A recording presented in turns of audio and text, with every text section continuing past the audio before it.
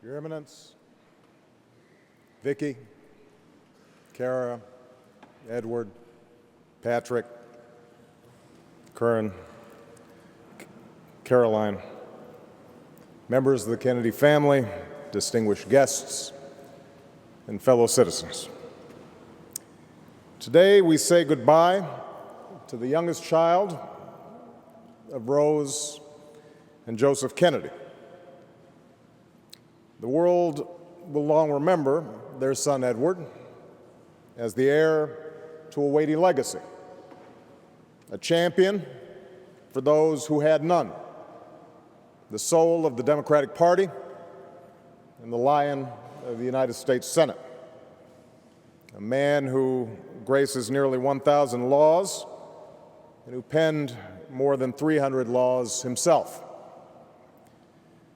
But those of us who loved him and ache with his passing know Ted Kennedy by the other titles he held: father, brother, husband, grandfather, Uncle Teddy, or as he was often known to his younger nieces and nephews, the Grand Fromage, or the Big Cheese. I, like so many others in the city where he worked for nearly half a century, knew him as a colleague, a mentor, and above all, as a friend. Ted Kennedy was the baby of the family who became its patriarch, the restless dreamer who became its rock. He was the sunny, joyful child who bore the brunt of his brother's teasings, but learned quickly how to brush it off. When they tossed him off a boat because he didn't know what a jib was, 6-year-old Teddy got back in and learned to sail. When a photographer asked the newly elected Bobby to step back at a press conference because he was casting a shadow on his younger brother, Teddy quipped, "It will be the same in Washington." That spirit of resilience and good humor would see Teddy through more pain and tragedy than most of us will ever know. He lost 2 siblings by the age of 16. He saw 2 more taken violently from a country that loved them. He said goodbye to his beloved sister, Eunice, in the final days of his life. He narrowly survived a plane crash, watched 2 children struggle with cancer, buried 3 nephews, and experienced personal failings and setbacks in the most public way possible.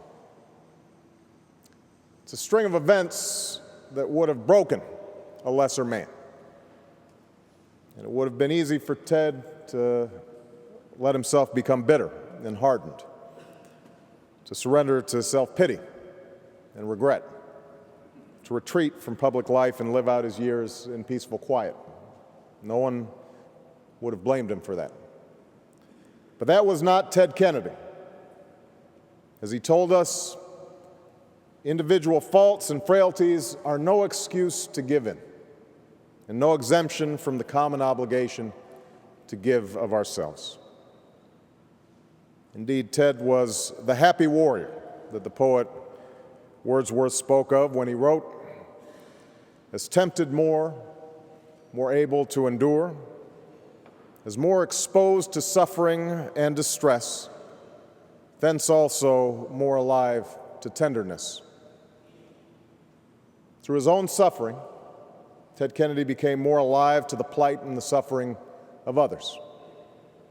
The sick child who could not see a doctor, the young soldier denied her rights because of what she looks like or who she loves or where she comes from.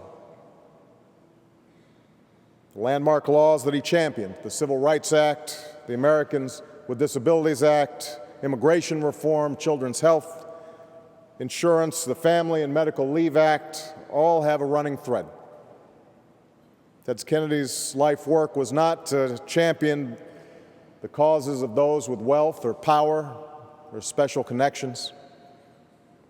It was to give a voice to those who were not heard, to add a rung to the ladder of opportunity. to make real the dream of our founding. He was given the gift of time that his brothers were not, and he used that gift to touch as many lives and right as many wrongs as the years would allow. We can still hear him, his voice bellowing through the Senate chamber, face reddened, fist pounding the podium, a veritable force of nature in support of health care or workers' rights or civil rights. And yet, as has been noted, while his causes became deeply personal, his disagreements never did.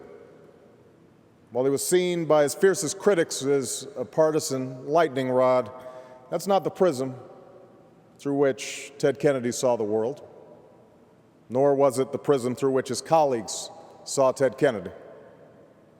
He was a product of an age when the joy and nobility of politics prevented differences of party, platform, and philosophy from becoming barriers to cooperation and mutual respect. A time when adversaries still saw each other as patriots. And that's how Ted Kennedy became the greatest legislator of our time. He did it by hewing to principle, yes, but also by seeking compromise and common cause. Not through deal-making and horse trading alone, but through friendship and kindness and humor. There was a time he courted Orrin Hatch for support of the Children's Health Insurance Program by having his chief of staff serenade the senator with a song Orrin had written himself.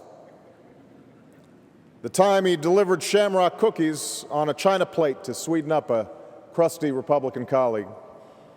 The famous story of how he won the support of a Texas committee chairman on an immigration bill. Teddy walked into a meeting with a plain manila envelope and showed only the chairman that it was filled with the Texans' favorite cigars. When the negotiations were going well, he would inch the envelope closer to the chairman. When they weren't, he'd pull it back. Before long, the deal was done. It was only a few years ago on St. Patrick's Day when Teddy buttonholed me on the floor of the Senate for my support of a certain piece of legislation that was coming up for a vote. I gave him my pledge, but I expressed skepticism that it would pass.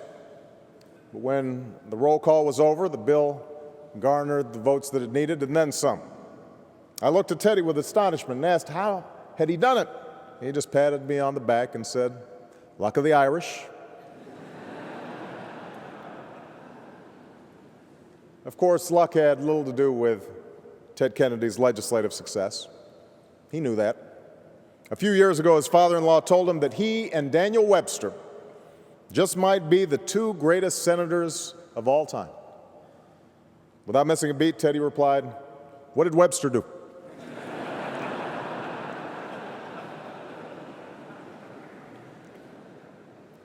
But though it is Teddy's historic body of achievements that we will remember, it is his giving heart that we will miss. It was the friend and the colleague who was always the first to pick up the phone and say, "I'm sorry for your loss," or "I hope you feel better," or "What can I do to help?" It was the boss so adored by his staff that over 500, spanning 5 decades, showed up for his 75th birthday party. It was the man who sent birthday wishes and thank you notes and even his own paintings to so many who never imagined that a U.S. senator of such stature would take the time to think about somebody like them. I have one of those paintings in my private study off the Oval Office, a Cape Cod seascape that was a gift to a freshman legislator who had just arrived in Washington and happened to admire it when Ted Kennedy welcomed him into his office. That, by the way, is my second gift from Teddy and Vicki after our dog Bo. And it seems like everyone has one of those stories, the ones that often start with, "You wouldn't believe who called me today." Ted Kennedy was the father who looked not only after his own 3 children, but John's and Bobby's as well. He took them camping and taught them to sail. He laughed and danced with them at birthdays and weddings, cried and mourned with them through hardship and tragedy, and passed on that same sense of service and selflessness that his parents had instilled in him. Shortly after Ted walked Caroline down the aisle and gave her away at the altar, he received a note from Jackie that read, "On you, the carefree youngest brother, fell a burden a hero would have begged to have been spared. We're all going to make it because you were always there with your love." Not only did the Kennedy family make it because of Ted's love, he made it because of theirs, especially because the love and the life he found in Vicki. After so much loss and so much sorrow, it could not have been easy for Ted to risk his heart again, and that he did is a testament to how deeply he loved this remarkable woman from Louisiana. And she didn't just love him back, as Ted would often acknowledge Vicki saved him. She gave him strength and purpose, joy and friendship, and stood by him always, especially in those last hardest days. We cannot know for certain how long we have here. We cannot foresee the trials or misfortunes that will test us along the way. We cannot know what God's plan is for us. What we can do is to live out our lives as best we can with purpose and with love and with joy. We can use each day to show those who are closest to us how much we care about them and treat others with the kindness and respect that we wish for ourselves. We can learn from our mistakes and grow from our failures. And we can strive at all costs to make a better world, so that someday, if we are blessed with the chance to look back on our time here, we know that we spent it well, that we made a difference, that our fleeting presence had a lasting impact on the lives of others. This is how Ted Kennedy lived. This is his legacy. He once said, as has already been mentioned of his brother Bobby, that he need not be idealized or enlarged in death because what he was in life. And I imagine he would say the same about himself. The greatest expectations were placed upon Ted Kennedy's shoulders because of who he was, but he surpassed them all because of who he became. We do not weep for him today because of the prestige attached to his name or his office. We weep because we loved this kind and tender hero who persevered through pain and tragedy, not for the sake of ambition or vanity, not for wealth or power, but only for the people and the country that he loved. In the days after September 11th, Teddy made it a point to personally call each one of the 177 families of this state who lost a loved one in the attack. But he didn't stop there. He kept calling and checking up on them. He fought through red tape to get them assistance and grief counseling.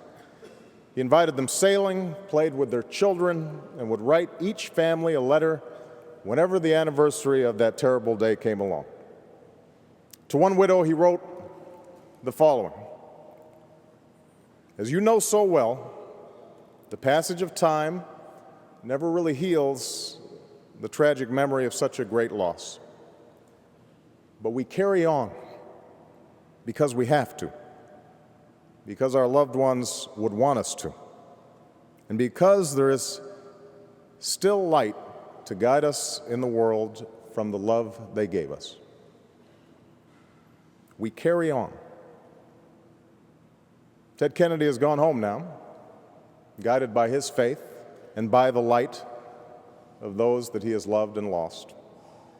At last, he is with them once more, leaving those of us who grieve his passing with the memories he gave, the good that he did, the dream he kept alive, and a single enduring image, the image of a man on a boat, white mane tussle, smiling broadly as he sails into the wind, ready for whatever storms may come, carrying on toward some new and wondrous place just beyond the horizon.